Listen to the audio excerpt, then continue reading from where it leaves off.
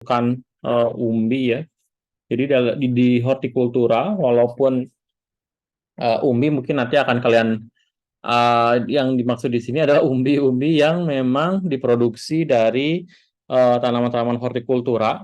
Jadi tidak semua umbi yang apa namanya yang dimaksud di sini untuk tanaman pangan, karena nanti juga ada di mata kuliah tanaman pangan atau karbohidrat non biji misalkan itu juga apa namanya bisa dilihat apa namanya dipelajari juga untuk pembentukan eh, umbi ini. Tapi umbi yang dimaksud di sini adalah yang eh, apa namanya untuk tanaman-tanaman hortikultura. Ini kenapa your screen sharing is paused? Kenapa ya, Ferdi? Dia salah pencet ya atau gimana? Oh, sebentar ya, Pak. Nggak ada bacaan warning aja sih. Apa? Oh, tidak sih, Pak. Tadi saya cuman pencet record aja gitu. Oh, tapi di sini ada bacaan your screen sharing is paused. Jadi takutnya Oh, nggak ke sharing. Saya sharing ada nggak? ya, Pak. Sebentar ya, Pak. Atau saya stop dulu aja gitu takutnya.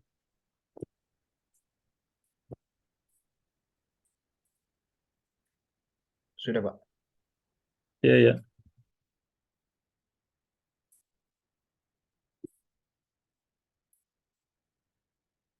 Oke, saya matiin video juga.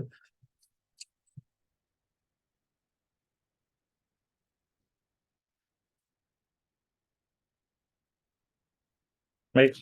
Jadi tadi apa namanya umbi di sini yang kita maksud adalah hasil evolusi ya, tumbuhan untuk menghadapi masa kritis. Artinya pada beberapa contoh tanaman ya ada pada saat mungkin di dalam apa di atas tajuknya itu di atas tajuk atau di atas permukaan tanah mengalami misalnya kekeringan atau terlalu panas tinggi sehingga pada beberapa tanaman dia akan menyimpan cadangan makanan dalam bawah tanah, artinya dia akan lebih aman dalam arti misalnya tidak terjadi paparan sinar matahari atau UV yang lebih banyak terus panas gitu kan, jadi sehingga dia ada proses pembentukan apa namanya pembentukan umbi ya yang bisa bisa terjadi di dalam atau di bawah tanah.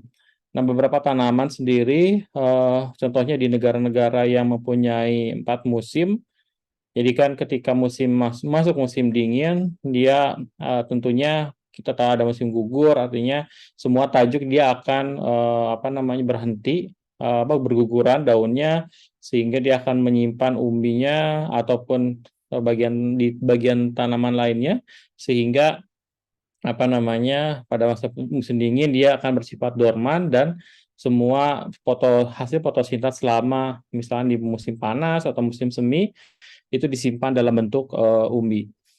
Nah, tentu juga pada di rata-rata untuk kawasan-kawasan kering gitu kan, apa namanya juga bisa terjadi karena penghematan air segala macam sehingga semua bentuk penyimpanan energi atau cadangan makanan yang akan digunakan untuk kehidupan selanjutnya itu disimpan juga di dalam apa di bawah tanah atau di dalam tanah dalam bentuk umbi. Nah, ada juga yang kalau ditanam tropis ya bisa terjadi karena kekurangan air akibat adanya fluktuasi curah hujan ataupun apa namanya terdapat di daerah bayangan hujan juga proses tanaman tersebut sehingga dia tanamannya berevolusi menjadi apa namanya bisa membentuk umbi ya membentuk umbi dan mungkin ini tidak bertahun-tahun tapi beribu-ribu tahun berjuta-juta tahun sehingga dia ada evolusi di dalam pengumbiannya atau pembentukan umbi di tanaman tersebut.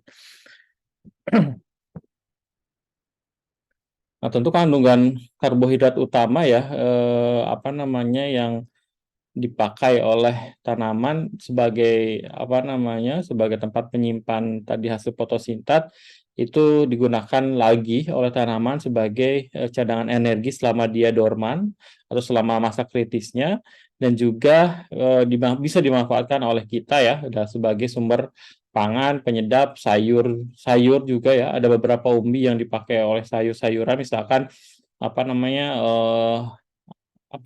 di dalam misalkan kita membuat eh, sayur makanan berbasis kuah misalkan, ataupun beberapa makanan juga bisa dimanfaatkan umbi sini, misalnya salah satunya adalah wortel ataupun umbi-umbian, ubi jalar salah satunya ya, tapi itu bisa juga dikategorikan sebagai tanaman pangan yang umum, tetapi di hortikultura juga kita bisa gunakan. Dan umbi juga sebagai yang kita kenal ya, sebagai perbanyakan vegetatif, artinya sama dengan induknya karena di situ tidak terjadi proses persilangan, dan juga umbi-umbi itu biasanya mempunyai tunas ya yang nanti akan tumbuh kembali gitu kan setelah musim tumbuh selanjutnya, setelah masa kritis atau setelah masa dormansi. Nah, beberapa sistem penyimpanan juga bisa membuat perubahan ya tadi, dari evolusi penyimpanan di bawah tajuk atau di bawah tanah. Itu bisa dari pembesaran akar, bisa pembesaran batang, atau memang ada modifikasi antara batang dan akar juga. Salah satunya adalah untuk pembentukan umbi ini yang kita kenal. Kan ada yang umbi akar, ada yang umbi batang, tapi masih di dalam tanah, penggembungan ya, itu juga bisa terjadi. Nah, modifikasi tersebut kita bisa lihat beberapa contoh di sini. Ada yang batang utama seutuhnya, artinya yang tertanam di bawah tanah, yang muncul ke atas itu hanya daunnya saja. Ada juga yang modifikasi akar ya, kita kenal dengan misalkan wortel ataupun tanaman-tanaman lainnya juga itu bisa terjadi, atau tanaman hias misalnya dari beberapa, nanti ada dahlia segala macam, itu juga menjadikan umbinya adalah sebagai perbanyakan sebenarnya untuk proses perbanyakan vegetatif. Nah, ini juga ada beberapa yang kita kenal yang sudah familiar, yaitu umbi. Ada umbi lapis, artinya ini adalah modifikasi dari batang dan daun ya, yang kita kenal dengan bawang merah. Ada juga dari kentang atau dari pembesaran kondisi di dalam perakaran, atau yang kita sering dengan kata rizom. Oh, ini rizom, jadi akar di dalam tanah yang banyak sekali di sini bisa menyimpan bahan-bahan kimia dalam bentuk metabolit ya, yang berguna dalam bentuk rizom. Ada juga dan kalau dalam bentuk bonggol atau corm juga banyak disimpan cadangan makanan terutama. Dan yang untuk rhizome juga keluarga Zygmberaceae, jajahean, kunyit, itu juga bisa dilakukan di dalam tanah untuk pembentukan umbinya. Nah, dikenal juga talas atau tara atau golongan colocasia, itu juga di dalam tanah dan menjadi concern kita di bidang hortikultura, salah satunya selain tanaman pangan, dan juga bonggol dari water chestnut, misalnya salah satu contohnya dari dalam bentuk bonggol atau kom. Dari ubi jalar, ada juga kecipir ya, walaupun kecipir dimakan buahnya juga, tapi terjadi ada juga akarnya juga ya bisa dipanen, dan memang dalam bentuk terjadi pembentukan atau penggelembungan di bawah tajuk atau di bawah tanah, sehingga itu bisa diartikan sebagai penggembungan untuk proses penyimpanan dari tanaman tersebut. Ada juga yang benar-benar bentuk umbi-umbian dari bengkuang yang kita kenal ya. Itu juga salah satunya. Ada turnip, mungkin kalian jarang ya makan turnip juga, karena ini banyaknya di negara 4 musim. Terus juga kalau wortel mungkin banyak apa namanya, banyak dikonsumsi ya oleh kita. Kalau wortel saya pikir kita sudah banyak posisi wortel, dan memang taman wortel ini apa namanya, menarik ya, karena dia juga dalam pembentukan umbinya apa namanya, kita harus perhatikan pola dari siklus hidupnya yang biennial, jadi vegetatif, terus jadi nanti pembentukan umbinya itu sendiri. Nah, ini beberapa tanah jenis komoditas ya hortikultura yang dipanen umbi ya. Salah satu yang dalam bentuk taber, kentang seperti itu, umbi lapis dari golongan amaryllis, liliaceae maupun gladiol ada juga, ataupun dari bawang-bawangan. Ada umbi akar ya, ubi jalar, apiaceae atau wortel juga. Beberapa golongan lobak ya atau daikong juga dipanen dalam bentuk akar, pembentukan umbi akar. Ada corm, golongan arase, golongan talas-talasan ya. Ada juga yang bentuk rimpang ya, biasanya dalam bentuk untuk obat-obatan, biasanya dari keluarga Zingiberaceae, ataupun kurkuma, itu juga salah satu bentuk dari penyimpanan di dalam umbi. Nah, umbi lapis atau bob itu jadi modifikasi batang dengan pangkal daun ya, yang menebal sehingga terjadi lapisan-lapisan di situ akan membentuk sisik atau membalut batangnya seperti bawang ya. Kalau kita kupas ya itu sebenarnya bukan daun sempurna gitu kan. Seperti itu modifikasi dari batang yang melapis membentuk lapisan sehingga terlihat menggembung seperti umbi, dan itu di dalam tanah. Nah, tujuannya sebenarnya hampir rata-rata untuk umbi ini adalah menyimpan cadangan makanan pada saat kondisi kritis ya, untuk pada kondisi tadi musim dingin ataupun kondisi kritis lainnya yang terkait dengan cuaca yang ekstrim. Dan biasanya pada tanam-tanaman di musim, artinya dua musim juga di daerah temperate atau di iklim sedang. Nah, ini struktur umbi lapis yang mungkin kalian bisa setelah ini ke dapur ataupun ke pasar atau lihat dibelah, ternyata bagian-bagian mana sih sebenarnya yang kita kenal dengan daunnya atau tunasnya itu kan, atau daun yang tadi modifikasinya ya, atau fresh leaves-nya, dan juga sebenarnya batangnya mana gitu kan, apakah semua batang gitu kan, apakah ada batang atau tidak. Tapi di sini kita bisa lihat. Nah, pembentukan umbi lapis sendiri dari penghentian pertumbuhan meristem pucuk ya, karena tadi meristem masin pucuknya terhenti, sehingga di situ terjadi penebalan dinding sehingga akan membentuk lapisan. Dan juga setelah berlanjut penebalan tersebut akan membentuk umbi maksimum ya, dan itu juga akan dikontrol oleh suhu ya. Dan biasanya untuk proses pengumbian, karena pengumbian juga dipengaruhi oleh sink and source dari fotosintesis, itu juga akan sangat mempengaruhi dari kualitas perbesaran umbi. Dan juga selain lingkungan, ada juga kalau pembesaran umbi itu juga dari kondisi kondisi tanahnya juga akan mempengaruhi, dari tekstur tanah segala macam itu juga akan mempengaruhi. Terutama adalah mungkin kalau pembentuk, kita ketahui bahwa di dalam fotosintat, ketika ada aliran fotosintat itu mengalir dari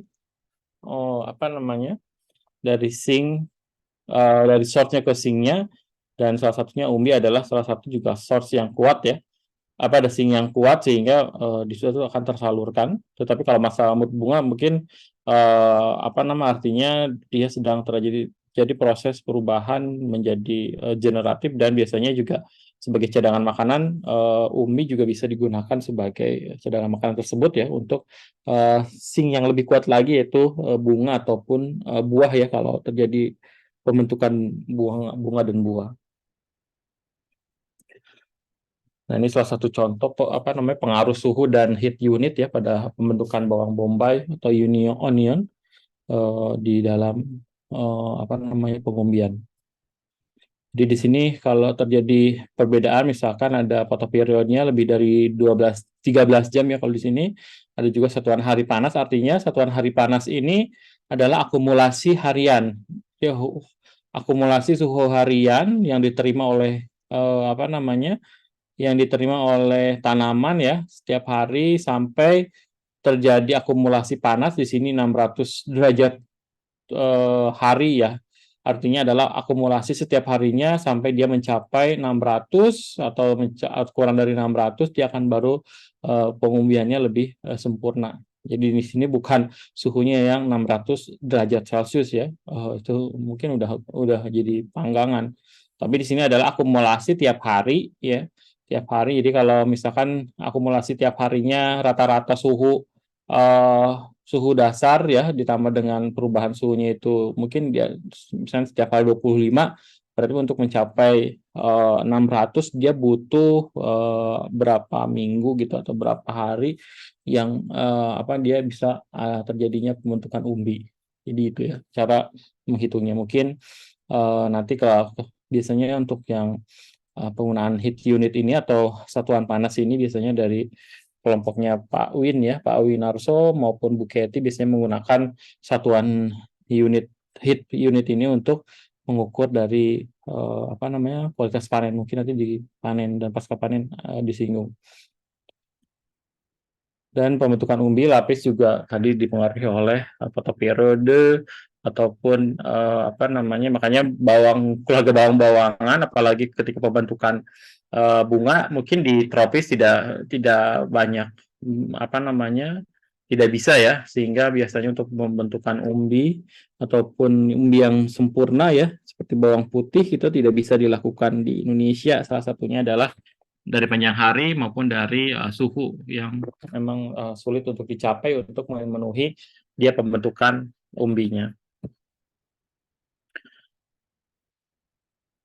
Di sini jadi panjang hari sangat penting ya untuk pengumbian, terutama untuk yang jenis umbi lapis. Ini beberapa contoh juga pada keluarga Allium atau bawang-bawangan juga ada yang responsif terhadap fotoperiode, suhu maupun dari varietas juga ada. Jadi memang tergantung dari spesiesnya tuh ya. Karena juga ini beda-beda spesies, tapi golongan Allium itu juga di situ ada perbedaan. Dan tadi perbedaan pembentukannya juga akan berbeda-beda mulai dari cahaya maupun suhu juga bisa berbeda.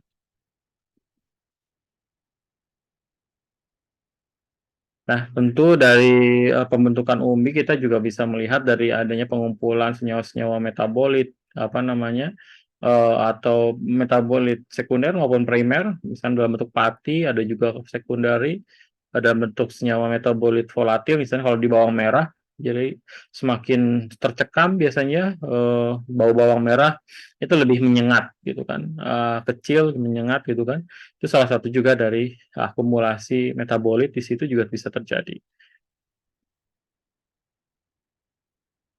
Nah, pertumbuhan umbi lapis juga banyak dipengaruhi oleh panen ya, tentu semakin lama panen mungkin karena energi ataupun cadangan makannya dikumpulkan lebih banyak ya akan menjadi besar, dan juga dari jumlah daun, terus umbi juga proses inisiasi pengumbian juga dipengaruhi. Tadi suhu, cahaya itu juga sangat mempengaruhi, dan juga varietas juga ya untuk beberapa contoh kasus itu juga akan responsif terhadap panjang hari maupun suhu, itu juga tergantung dari varietasnya, karena mungkin terjadinya mutasi ataupun silang over pada kromosomnya sehingga terjadi perbedaan.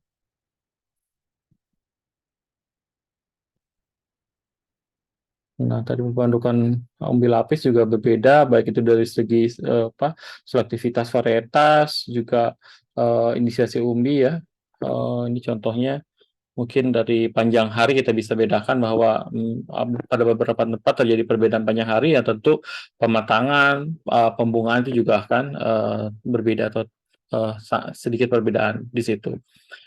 Terus nah di Indonesia bagaimana? Kalau di dataran rendah mungkin akan sulit ya, karena suhunya tidak tercapai gitu kan. Terus juga panjang hari Indonesia juga tidak banyak berubah dari 12 jam atau malahan lebih kurang ya, sehingga pembentukan pembentukan umbi atau apa namanya mungkin ketika pembungaan juga tidak terinisiasi ya, sehingga di Indonesia kurang terjamin dalam pembentukan umbi. Misalnya kita pengen membenihkan bawang merah atau bawang putih juga akan sangat sulit karena tadi kondisi fotoperiodnya maupun dari suhunya belum tercapai dengan baik, sehingga mungkin terbentuk cuma kecil, terus kan apa namanya mungkin tidak terbentuk bunga segala macam, sehingga ya akan tidak optimal.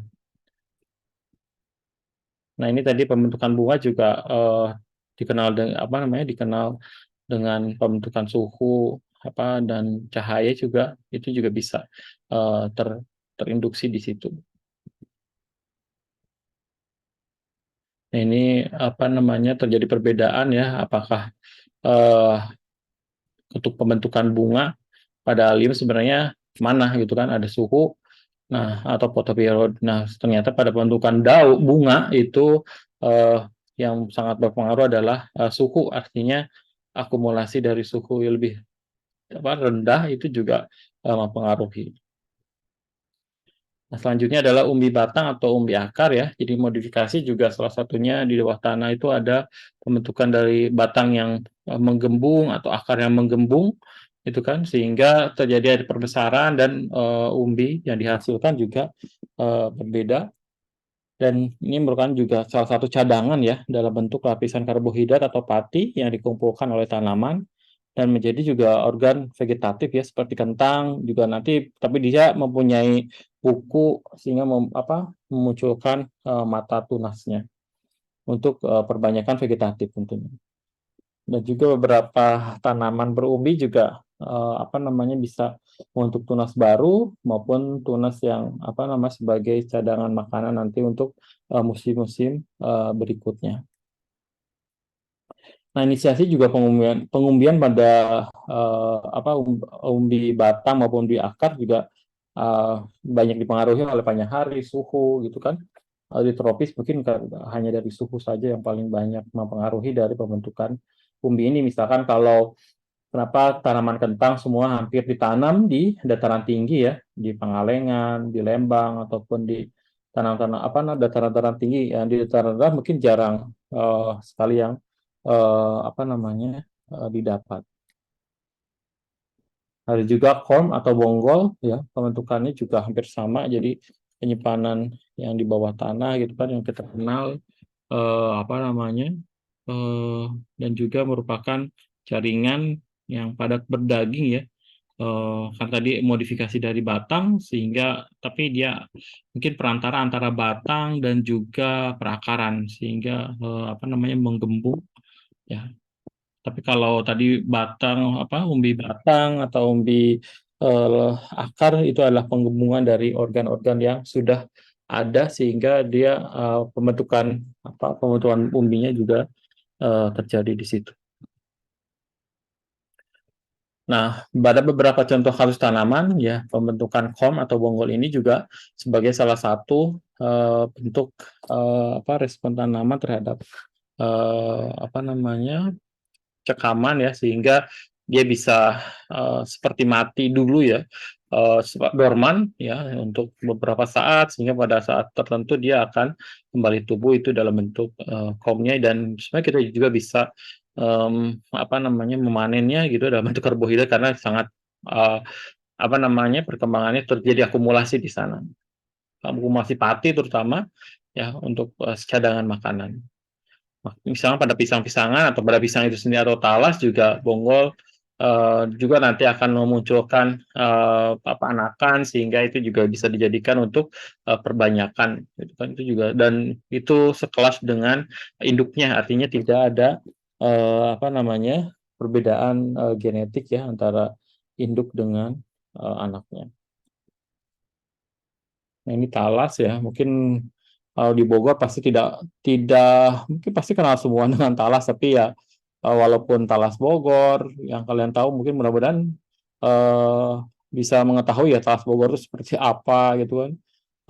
Apa namanya, mungkin kalian bisa kenal ya dengan baik gitu kan. Atau kalau main ke Cikarawang itu kan banyak juga di sana ditanam talas-talas Bogor dan dijual juga di pinggirin jalan, di pinggiran jalan gitu kan. Itu juga mungkin kalian bisa lihat seperti apa sih sebenarnya talas Bogor itu gitu kan. Apa bedanya dengan talas-talas lainnya juga mungkin kalian bisa diperhatikan. Ada juga pisang ya, pisang bungal pisang juga biasanya apa namanya digunakan sebagai apa namanya bibit ya, bibit karena pisang walaupun dia punya bunga tapi tidak punya biji ya karena mungkin sekarang sudah evolusi spesiesnya tidak menghasilkan banyak biji sehingga perbanyakan yang bagus yang baik itu menggunakan apa namanya bonggol pisang atau anakannya. Satunya adalah rimpang. Rimpang adalah modifikasi akar juga ya, yang tumbuh menjalar di bawah permukaan tanah sehingga apa namanya menjadi tetap ya sebagai cadangan makanan dan rimpang juga tidak terus tumbuh ya karena dia modifikasi akar yang statis sehingga dia hanya mungkin terjadi hanya pada tanaman itu apa namanya pada salah satu musim gitu kan tidak ada pemanjangan atau pembentukan anakan lagi biasanya untuk rimpang-rimpangan. Jadi satu tanaman itu satu rimpang utuh sehingga tidak kan jarang juga kalau lihat apa namanya rimpang rizom segala macam menjalar kemana-mana anakannya tidak tapi hanya di situ-situ saja ya karena memang terbatas pertumbuhannya.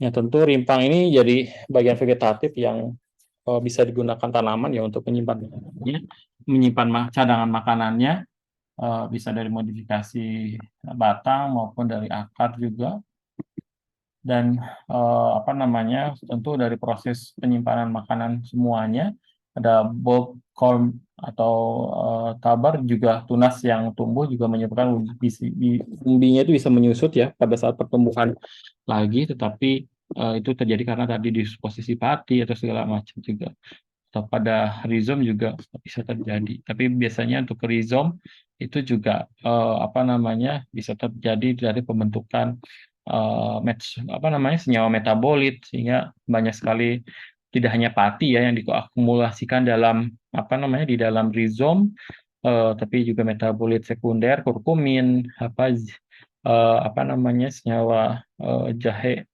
apa namanya itu juga bisa terkumpul di dalam apa namanya rizom tersebut.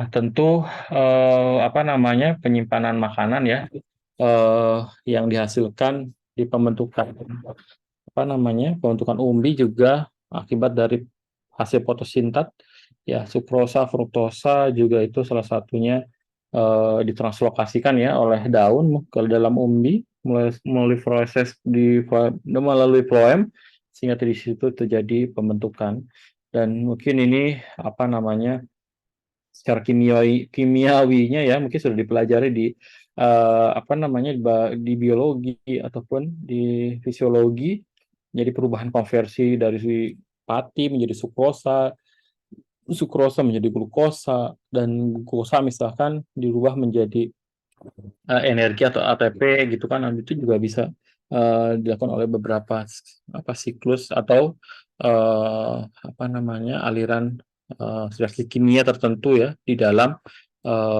tanaman tersebut.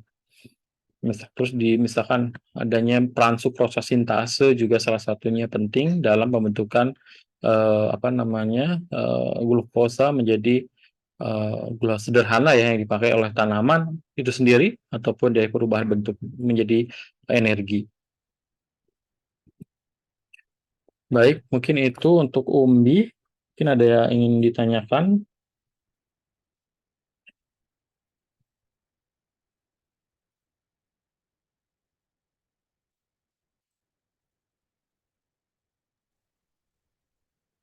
Kalau tidak, mungkin kita lanjutkan dulu ya. Ya Pak, sepertinya belum ada kok. Ya.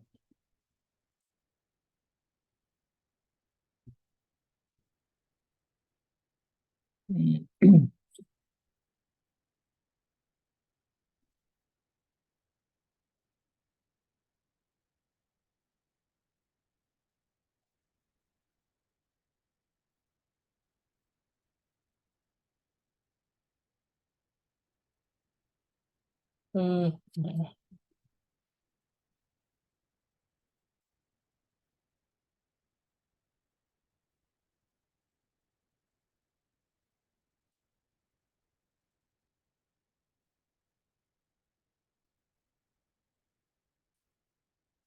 Baik, mungkin kita lanjut ke materi selanjutnya yaitu panen dan pasca panen. Sebenarnya ini menyambung dari pembungaan dan pembentukan buah ya. Setelah terjadi apa namanya pembentukan buah atau bunga gitu kan. Selanjutnya apa yang terjadi bukan tadi menjadi umbi ya, tapi panen kita apa namanya ada istilahnya adalah panen artinya memotong siklusnya atau membawa apa namanya mengkonsumsi itu adalah salah satu bagian dari proses panen maupun pasca panen nanti kita lihat. Nah, mungkin kalian pernah melihat apa namanya manggis ya seperti ini di pasaran. Ada apa namanya kalau kalian membelah manggis misalkan ada yang kuning-kuning gitu kan, terus translucent artinya ini ya apa namanya eh daging buahnya benyek-benyek dan putih, ada juga kualitas dari apa kulitnya burik segala macam. Tentu eh, selain menurunkan kualitas harga juga menurunkan kualitas kita pengen mengkonsumsinya gitu. Tentu kita pengen mengkonsumsi apa namanya buah-buahan itu segar, bagus secara visual dan juga aroma segala macam itu kan. Itu bagaimana gitu kan apa namanya proses panennya apakah harus kapan dipanennya, apa namanya, treatment apa saja sebelum prapanen untuk mencegah misalnya salah satunya di manggis ini adalah kejadian getah kuning misalkan ya. Ini sebagai salah satu contoh saja. Mungkin di buah-buahan lain kayak jeruk, misalkan kalian akan menyukai jeruk yang warnanya jingga orange gitu kan dibandingkan dengan burik dan hijau misalkan. Itu juga salah satunya yang kita bisa lihat. Nah, tentu kualitas yang misalnya seperti ini putih, mulus, bagus gitu kan, pasti akan menentukan harga dan keberhasilan penjualan ya. Tentu kalian misalnya kalau kalian nanti mengusahakan suatu produk pertanian, tentu apa namanya dengan kualitas yang baik, tentu akan harga akan meningkat dan keberlanjutan dari orang akan membeli juga akan tetap ya di situ. Artinya sustain kalian akan memperoleh keuntungan tentunya. Nah, tentu di sini yang sudah dipelajari juga ya dari hortikultura dan mutu eh, apa namanya juga menjadi sangat penting ya. Karena hortikultura itu bersifatnya salah satu karakter hortikultura kan dia voluminous, terus juga apa namanya mudah rusak, freshness-nya juga sangat harus terjamin. Sehingga mutu ini sangat penting ya bagi produk-produk hortikultura terutama kesegarannya ya dan juga kapan dia dipanen segala macam itu juga sangat menentukan harga nanti ke pasca panennya.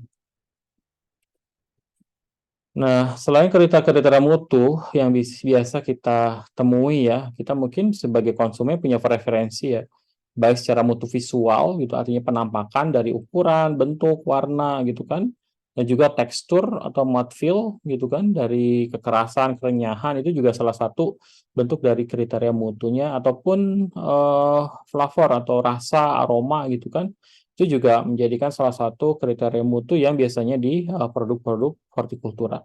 Sehingga apa namanya kriteria-kriteria ini mungkin salah satu saja atau bisa semuanya ya. Kalau ke grade-nya misalnya tinggi grade A misalkan itu juga bisa kita rasakan atau kita bisa peroleh.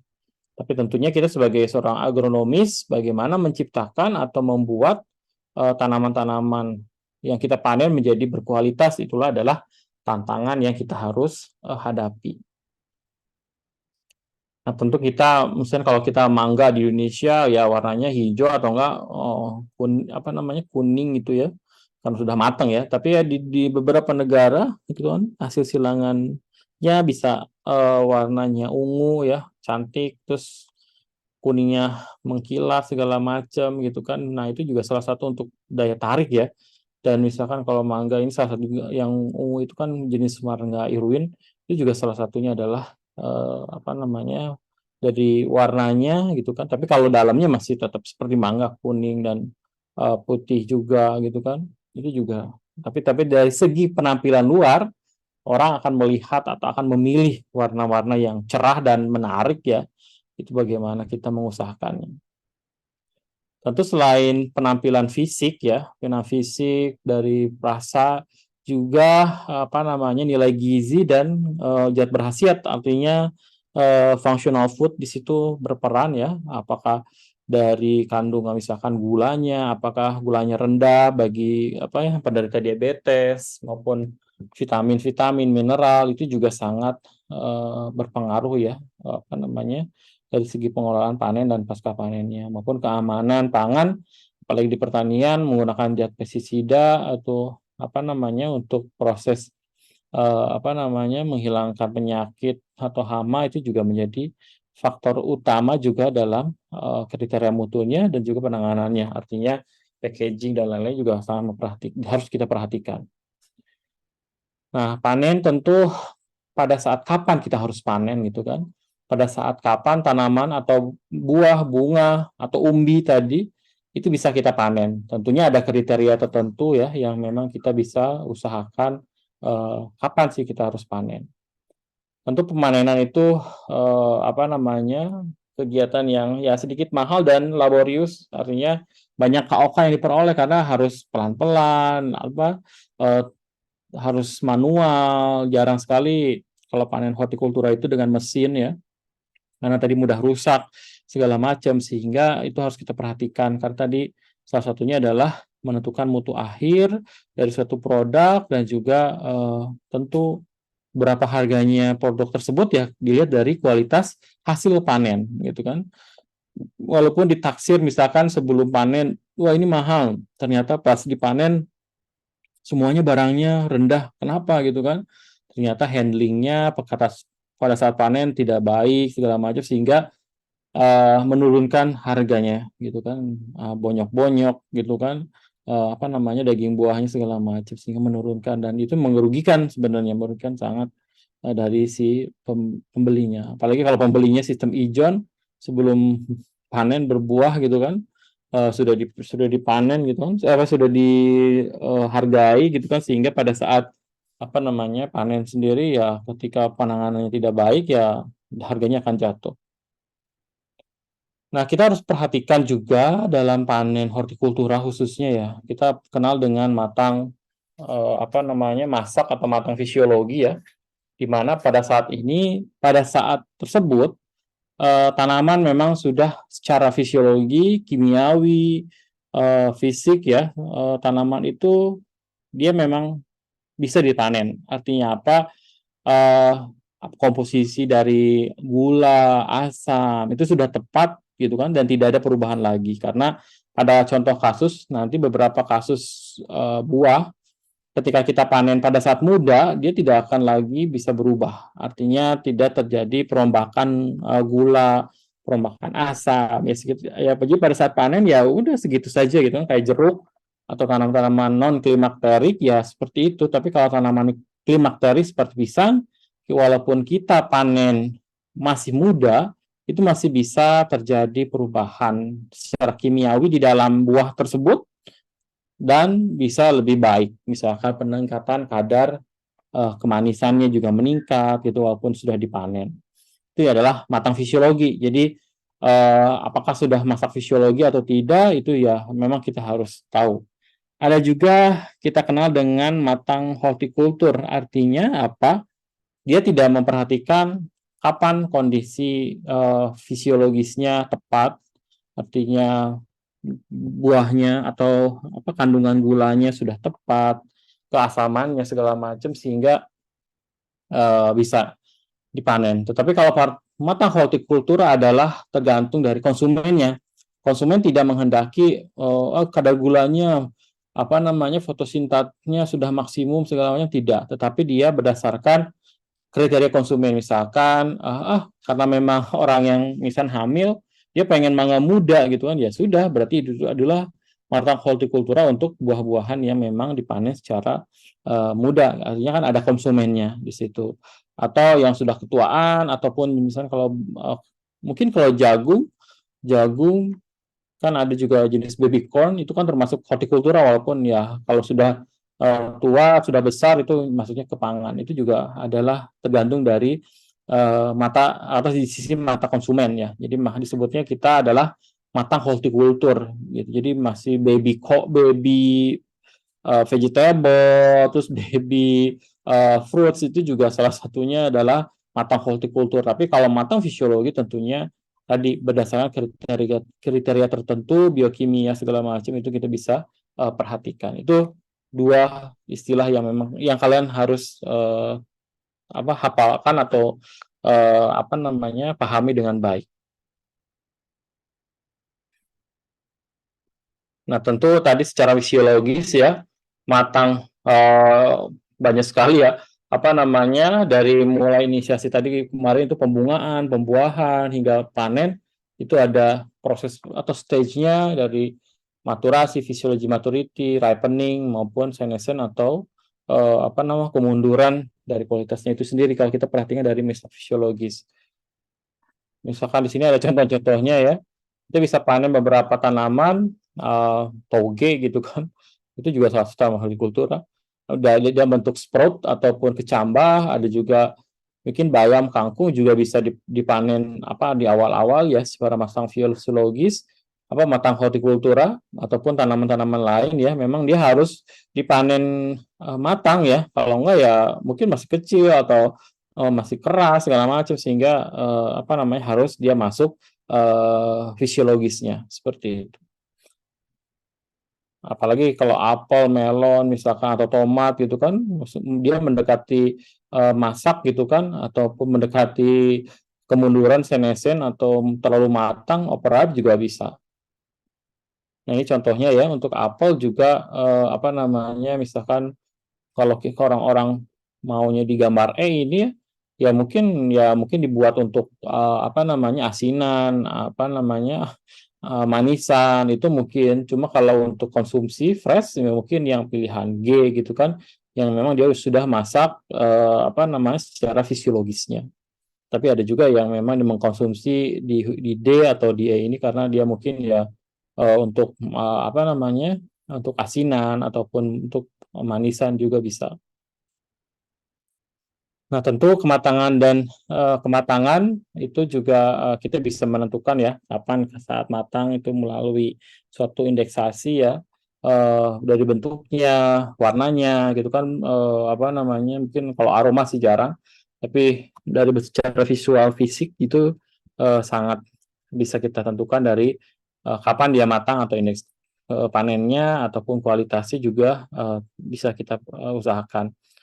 Nah, juga indeks kematangan juga dari tadi bentuk ukuran kekerasan ya, kekerasan buah. Ada yang mencet, oh ternyata kalau udah lunak, ya berarti udah matang gitu kan. Ada yang dari kulitnya udah ada semurat kuning gitu kan. Oh, berarti dia sudah masak fisiologis, artinya dia sudah matang lah ya.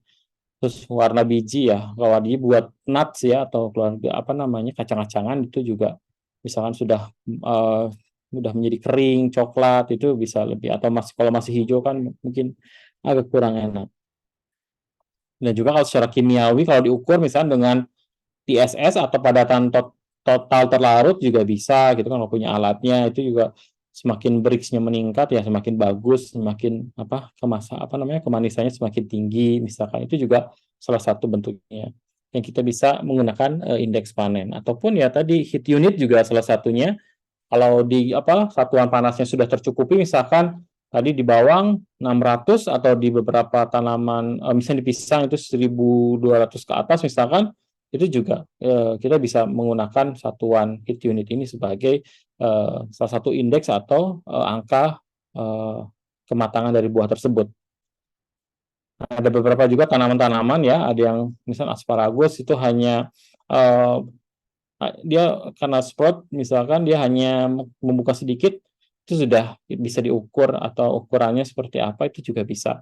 Terus brokoli, wortel juga dari ukurannya selada kepala atau yang bisa untuk burger segala macam itu juga bisa dari ukurannya karena kemanisan atau kepahitan juga ya Karena kadang-kadang kalau sayuran daun itu kalau terlalu banyak nitrogen, artinya banyak nitrat, itu juga akan menimbulkan rasa getir dan pahit gitu ya. Makanya eh, dan itu juga berbahaya juga bagi tubuh gitu kan, karena terakumulasi di dalam tubuh sehingga akan sebagai racun juga di situ. Kita bisa juga selada daun juga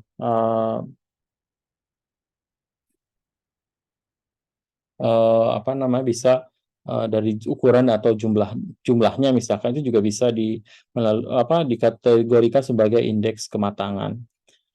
Nah, beberapa contoh tanaman ya, di sini ada bawang putih, bawang merah itu seperti apa mungkin nanti jadi kalian harus mengetahui setiap setiap komoditas juga ada kriteria tertentunya ya yang memang akan kita bisa pakai di situ. Nah, misalnya ini tomat ya, tahap kematangan tomat karena tomat juga merupakan apa namanya yang klimakterik, kita bisa panen pada saat tomatnya apa namanya hijau, ya juga kan untuk panen distribusi jarak jauh gitu kan, ataupun yang kalau fresh bisa yang sudah ada semburat pinknya ataupun yang sudah merah gitu kan, itu juga bisa kita panen dengan baik. Nah, beberapa pada tanaman buah ya dari apel, mangga, mungkin ya apa pepaya itu juga apa namanya kita bisa menentukan kriteria panen yang bagus ya untuk di apa namanya kita kategorikan seperti apa yang harus kita panen. Nah, ini juga di manggis ya salah satunya misalnya indeks kematangan ini yang penting sudah ada semburat ungu itu sudah bisa dipanen ya apa sudah bisa di packaging. Dan kalau terlalu hitam, biasanya dia akan langsung ngeras. Jadi, sehingga kita bisa panen di kisaran stage kedua atau ketiga gitu kan. Itu bisa untuk transportasi jarak jauh.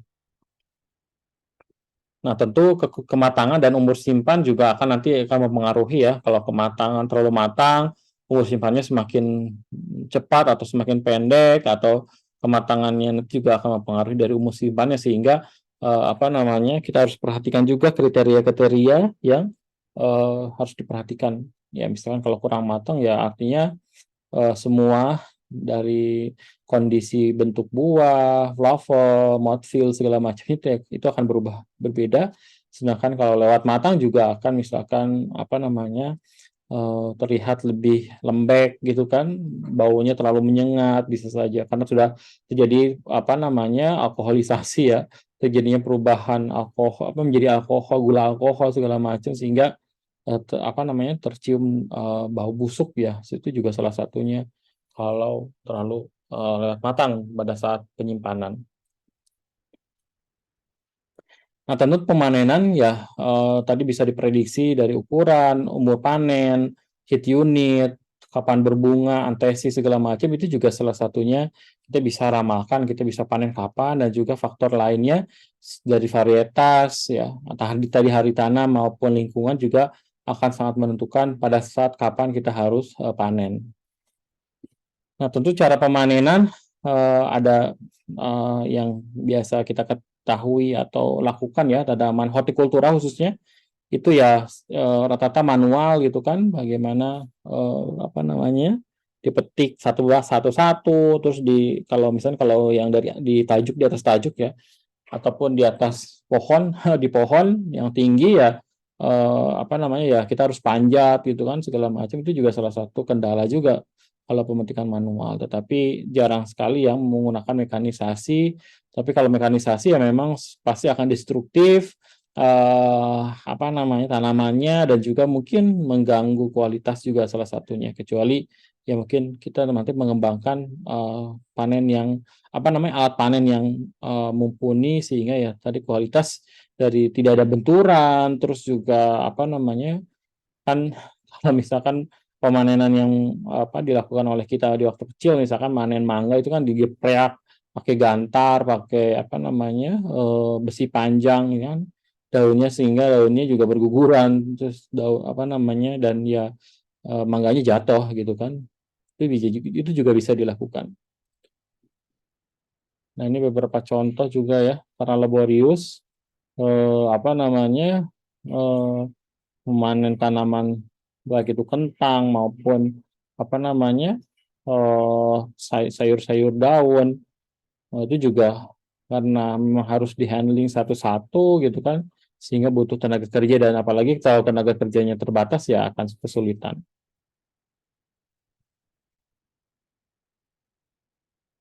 Nah, kalau kalian kemarin kan das horti misalkan panen apa namanya kangkung, panen bayam kan, ya apakah ya dicabutin satu-satu, terus nanti dipilah.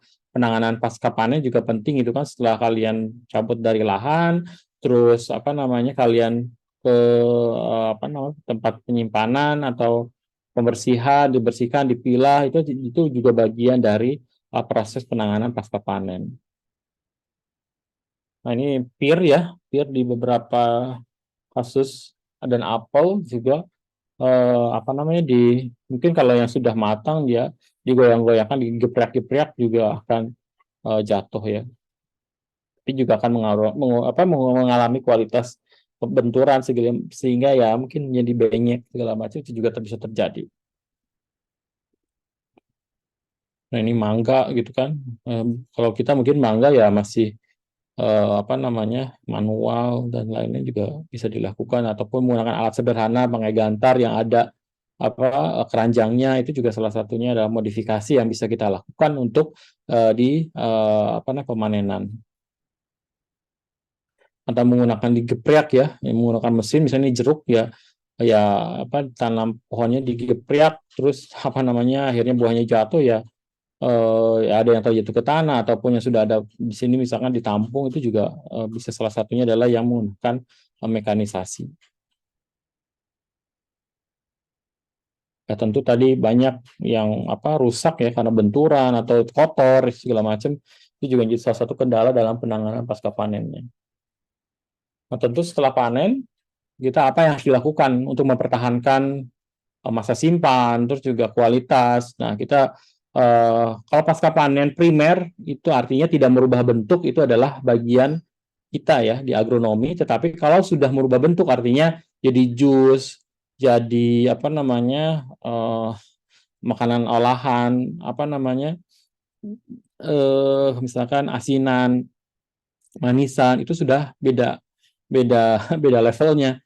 Itu mungkin ke level ke teknologi pertanian ya, di prodi sebelah, di teknologi pangan segala macam. Tapi kalau pasca panen yang kita bisa akui artinya menjadi ranah bidang agronomi dan hortikultura, itu adalah pada saat pasca panen primer. Artinya dia tidak merubah bentuk, tidak merubah sesuatu komposisinya ya, itu menjadi ranah kita. Tentunya pada beberapa kondisi ya, karena kita ketahui dari semua apa namanya masih hidup ya kalau tanaman-tanaman hortikultura, tadi freshness-nya segala macamnya, sehingga ya banyak sekali yang kita bisa atur ya untuk mempertahankan apa namanya dari si produk yang kita panen. Tentunya mungkin sudah kalian ketahui ya, tadi saya singgung juga, ada buah-buah jenis yang namanya klimakterik dan non klimakterik. Jadi klimakterik itu ketika pada saat dipanen masih terjadi penaikan respirasi dan juga produksi etilen. Ya, di sini ya terjadi produksi etilen maupun apa namanya respirasi atau CO2, sehingga apa? Kalau dipanen pada saat atau sebelum masak fisiologis, dia masih bisa meningkat kemanisannya atau menurunkan apa namanya keasamannya gitu kan. Tetapi kalau tanaman-tanaman non klimakterik, artinya ketika dia dipanen apa namanya dia tidak akan lagi terjadi perubahan tadi respirasi maupun dari produksi etilen, sehingga ya datar-datar saja, dan ya pada saat dipanennya rasanya itu ya akan itu aja gitu. Jadi itu salah satu hal sederhana dari bentuk buah-buah klimakterik maupun non klimakterik. Tentu dari faktor biologi proses kemunduran pasca panen dia dari respirasinya. Jadi semakin respirasinya semakin tinggi ya apa namanya terjadi kehilangan air, CO2 meningkat, itu adalah salah satu dari kemunduran dari pasca panen. Sehingga untuk mencegah respirasi biasanya adalah dengan menyimpan pada kondisi dingin ya.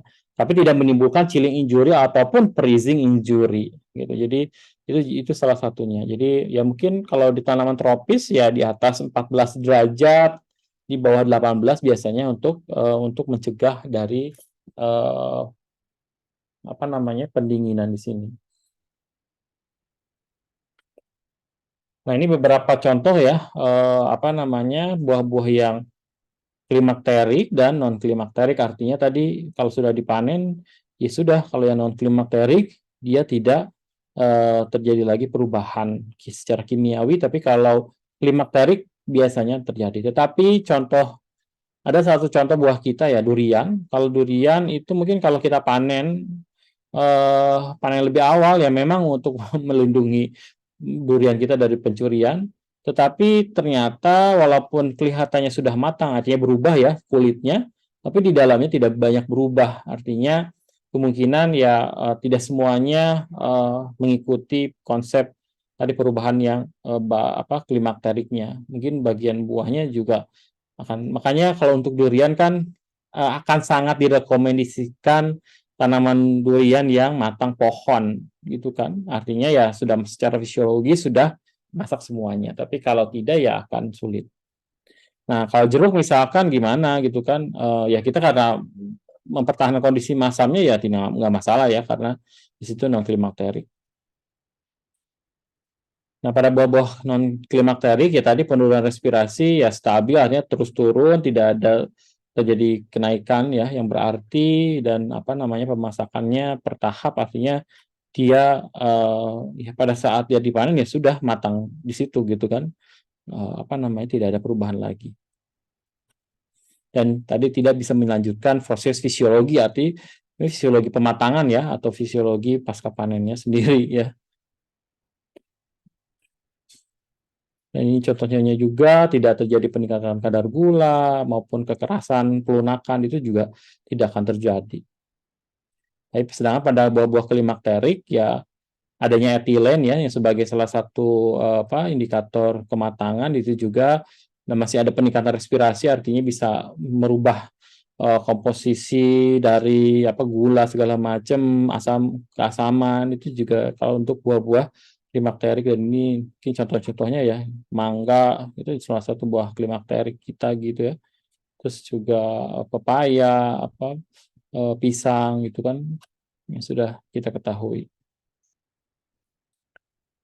Nah, beberapa itu juga radio respirasi ada yang rendah, ada yang tinggi. Kalau yang tinggi bagaimana gitu kan? Itu harus ditekan sehingga dia tidak terjadi kematangan yang lebih cepat ya. Artinya dengan biasanya ditaruh di suhu dingin ya untuk mencegah respirasinya lebih rendah, ataupun kadar CO2-nya diperbesar sehingga terjadi balansis antara CO2 di dalam sel dan di luar, seperti itu.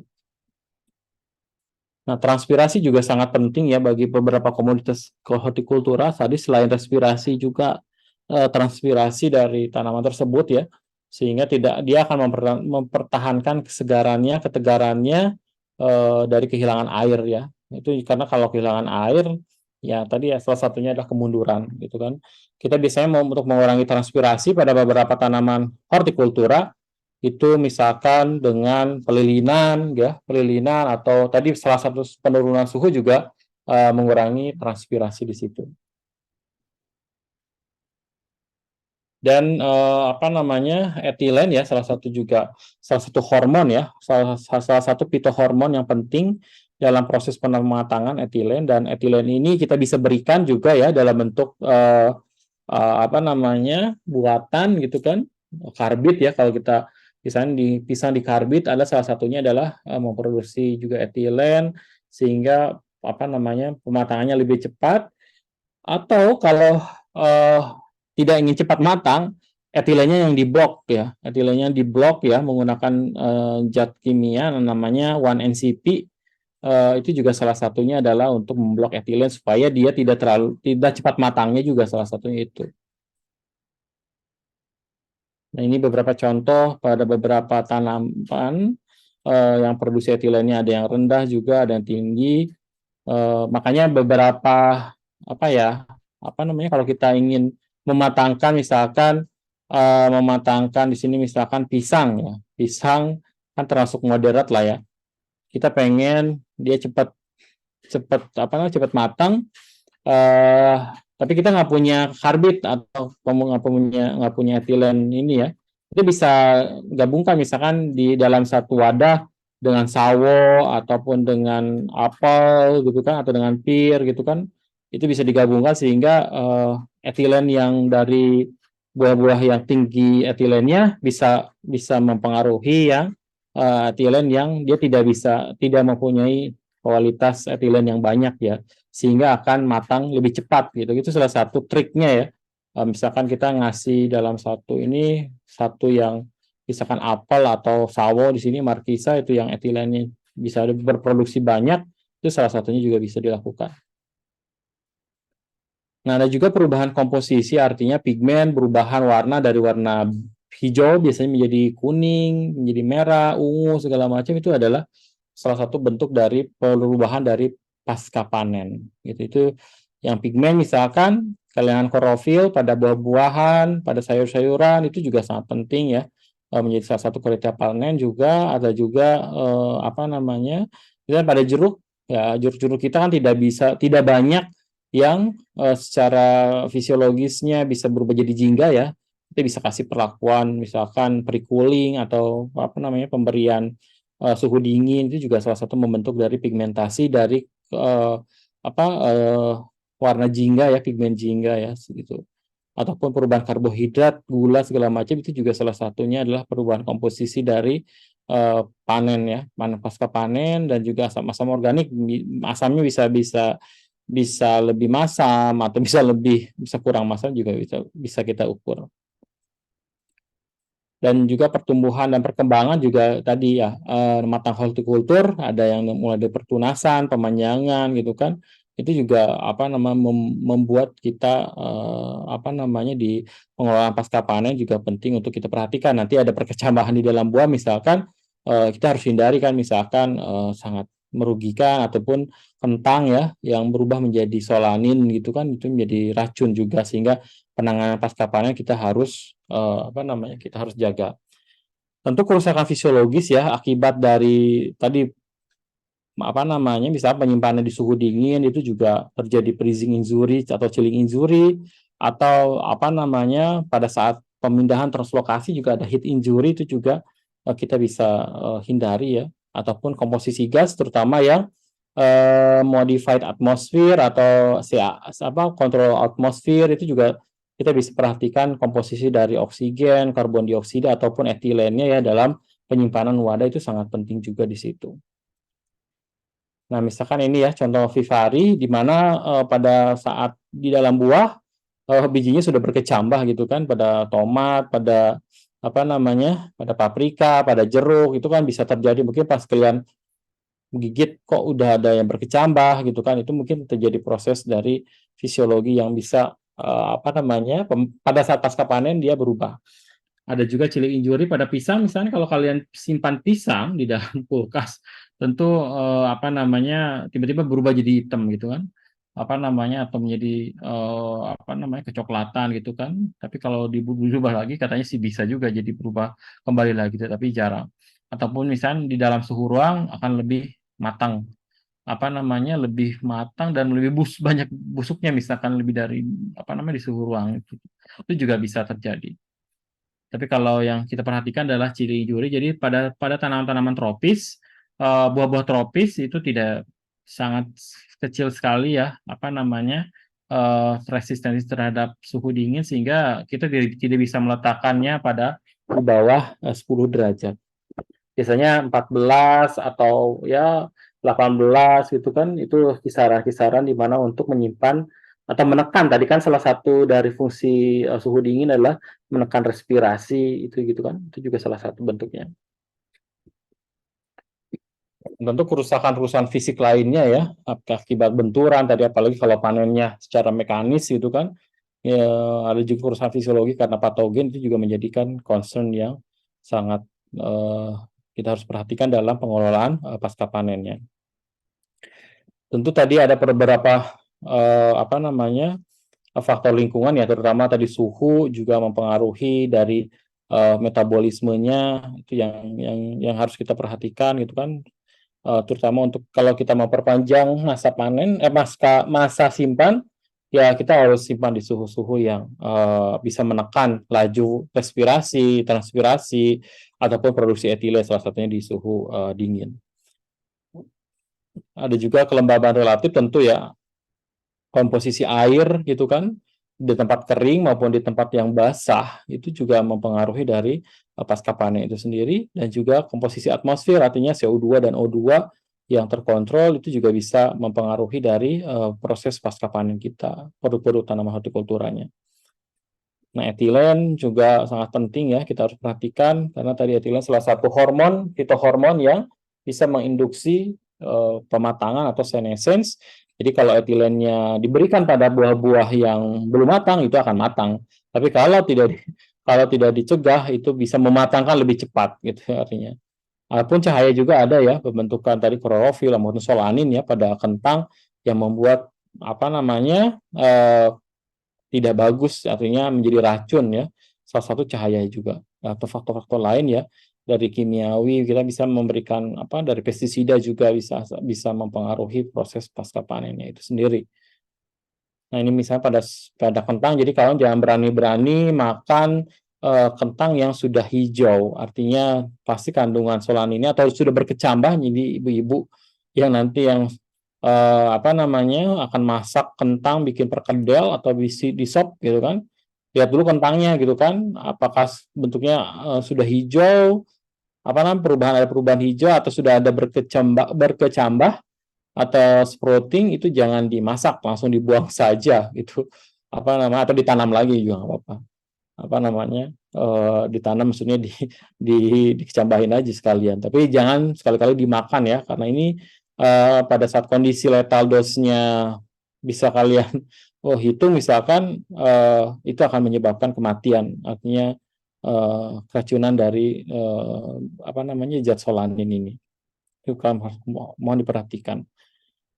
Nah, tentu penanganan pasca panen ya, itu juga sangat penting dilakukan oleh kita ya di dalam apa, proses penanganan ataupun apa nama, penjualan gitu kan, mulai dari grading atau pengkelasan juga, mulai dari kultivar. Kita tidak bisa mencampur adukan kultivar satu dengan kultivar lain, mungkin berbeda kualitasnya atau ukuran, juga penampakan atau mutu juga akan bisa kita lakukan perbedaan-perbedaan di situ. Terus juga tadi apa namanya, selain pengkelasan, trimming, pelapisan lilin, pelakuan kimia itu juga salah satu bentuk kita mempertahankan dari apa namanya, kualitas buah kita ya selama penanganan pasca panen. Curing juga ya, atau apa namanya, penyimpanan di suhu tertentu juga menjadikan salah satu apa namanya, salah satu alternatif dari pengelolaan pasca panen ya, dan pengemasan nih. Pengemasan atau packaging juga sangat memperhatikan juga apa namanya, kualitas dari harga. Jadi misalkan ya banyak kalau di pasar-pasar tradisional kan tidak dibungkusin seperti di swalayan ya, misalkan selada dikasih label kapan dipanennya. Mungkin kita melihat, oh sudah apa namanya, kapan dipanennya, terus bisa terlihat, terus siapa yang produksi gitu kan. Tapi kalau kita di pasar tradisional, ini punya petani siapa gitu kan, nggak tahu gitu kan. Itu juga salah satu traceability ya dari produk-produk hortikultura, juga kita harus apa namanya, bisa kita perhatikan di situ. Nah, penanganan pasca panen tentu tadi salah satunya karena faktor fisiologi ya, dari manajemen temperatur, terus kelembaban relatif, itu juga kita tadi bisa perhatikan ya, misalnya pada buah-buahan itu harus seperti apa disimpan dalam apa namanya, cold storage-nya atau storage-nya, itu juga kita harus perhatikan. Makanya pada beberapa kondisi misalkan kalau di pasar tradisional kan diciprat-ciprat saja dengan air, tapi kalau di swalayan misalkan kalau apa, bagian sayuran biasanya dia mengeluarkan moist ya atau embun, itu salah satunya adalah untuk mempertahankan kelembaban relatifnya ya, dengan menyemprotkan moist atau embun. Itu juga salah satu proses penanganan pasca panen gitu kan, untuk mempertahankan kualitas. Nah, beberapa contoh perlakuan juga dari suhu, terus manipulasi lingkungan juga bisa kita aplikasikan di sini ya untuk penanganan pasca panen ya, dari mulai pelilinan misalkan pada beberapa contoh yang paling banyak itu di apel kan, misalkan kalau kan sudah apa namanya, kalau kalian makan apel tentunya ada mengkilat-mengkilatnya, mungkin itu adalah lilin, tapi mungkin lilinnya bisa lilin food grade ya, bukan lilin yang buat biasa apa namanya mati lampu, itu juga bukan itu. Cuma ada lilin-lilin yang memang food grade dan ya kalau termakan ya tidak apa-apa. Jadi kayak apa lilin lebah gitu kan, atau pakai apa namanya pelilinan dengan citosan, itu juga salah satunya bisa kita lakukan. Nah, tentu apa namanya pengemasan ya, proses transportasi, pengepakan gitu kan. Kalau kalian punya usaha pengepakan di Lembang, Pangalengan itu kan apa namanya dari lahan dikemas, ditransfer, disimpan atau didingin, itu juga salah satu apa namanya rangkaian dari proses panen atau pasca panennya. Itu juga bisa mengakibatkan perubahan-perubahan baik secara fisiologis maupun harga. Itu juga akan mempengaruhi. Oke, udah habis. Baik, mungkin itu ya yang bisa saya sampaikan. Alhamdulillah sudah dua materi juga karena sedikit. Silakan jika ada pertanyaan atau mungkin tanggapan ya, silakan. Oh iya Pak, saya izin bertanya, tapi agak itu sih agak keluar dari ini, dari materi gitu. Ya, Ya bukan, saya pernah mendengar gitu terkait penurunan kualitas jenis. Nah yang saya tahu itu dari ubi ya, ada jenis G1, G2, pokoknya sampai G9. Nah katanya tuh yang bagus itu hanya sampai G3 aja gitu. Nah untuk penurunan kualitas ini apakah konsepnya sama seperti penuaan? Dan apakah konsep penurunan kualitas ini terjadi pada pisang dan tanaman berubi vegetatif lainnya? Dan apakah yang menyebabkan fenomena tersebut terjadi, Pak? Ini seperti itu. oh ini apa namanya pada UMI ya, G0, G1 ya. Ya, Pak. Seperti itu, Pak. Ya, ya mungkin pada sebenarnya itu untuk pembentukan apa namanya asal asal usul bibit ya yang dalam bentuk umbi ya. Memang pada secara apa namanya ya, secara alaminya memang walaupun dia terjadi secara vegetatif ya, artinya apa namanya perkembangbiakan secara vegetatif, tetapi eh, pada beberapa contoh kasus dia terjadi artinya mungkin kalian di bioteknologi ya mungkin nanti dipelajari adanya mutasi semak klonal, artinya bukan pada perubahan gamet segala macam sehingga tidak ada perubahan genetik, tetapi ada beberapa kondisi di tanaman atau di kultur jaring, hasil kultur jaringan biasanya juga ataupun di umbi itu juga bisa terjadi perubahan atau penurunan kualitas dari umbinya ataupun dari bibitnya karena apa namanya walaupun dia secara vegetatif perkembangan biakannya tetapi kalau dipakai terus-menerus kualitas dari apa namanya bibit itu akan berkurang. Kenapa sampai G3 atau G4 ataupun apa pada contoh-contoh kasus lainnya akan menurun secara kualitas? Mungkin di situ ada variasi somaklonal. Itu variasi somaklonal itu bisa terjadi dari sel-sel somatik ya yang memang dia tidak terjadi perubahan apa misalnya crossing over segala macam dan itu secara kimiawi dan kalaupun itu dijelaskan di lebih jauh lagi itu biasanya karena eh, ketika tanaman itu terus dia apa namanya membelah segala macam terjadinya perubahan di tingkat kromosomal artinya misalkan telomernya berkurang sehingga apa namanya membuat tanaman itu menjadi tidak vigor segala macam itu salah satunya saja ya secara fisio apa secara molekularnya tapi secara apa namanya praktisnya kalau kita menggunakan bibit yang terus berulang-ulang ya tadi terjadi mungkin variasi somaklonal ataupun apa namanya tidak apa namanya perubahan yang memang bukan karena persilangan ataupun dari ini juga sehingga menurunkan kualitas biasanya sih untuk umbi ya seperti itu. Oh iya, Pak. Apakah terjadi ke komunitas lain, misalnya ke pisang gitu, atau umbi vegetatif lain gitu, Pak? Oke, jadi memang hampir di semua tanaman-tanaman yang dikembangbiakan dengan apa namanya vegetatif ya tidak hanya umbi, kita menggunakan misalkan apa namanya namanya itu ya bagian vegetatif ya, organ vegetatif untuk pengembangbiakan itu juga akan terjadi proses tersebut gitu. Jadi tidak hanya pada misalkan kentang atau umbi-umbian, tetapi pada tanaman-tanaman kita makanya kalau di tanaman buah misalkan itu kita kenal dengan adanya tanaman pohon induk.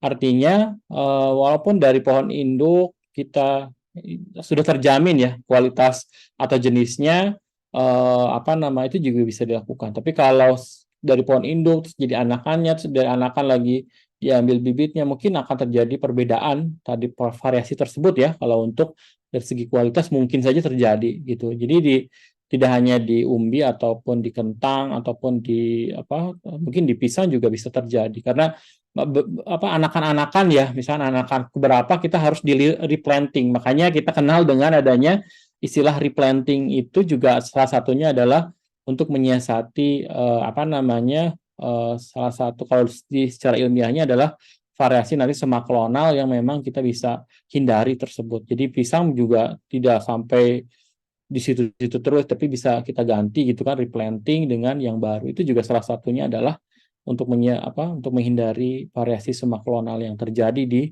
tanaman yang berkembang biak dengan secara vegetatif. Seperti itu, Ferdi.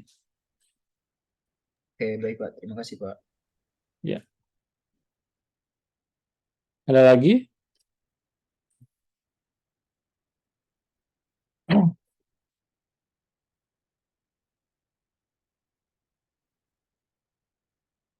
Mungkin sudah pada terlelap ya kayaknya. Sudah 2:30 juga.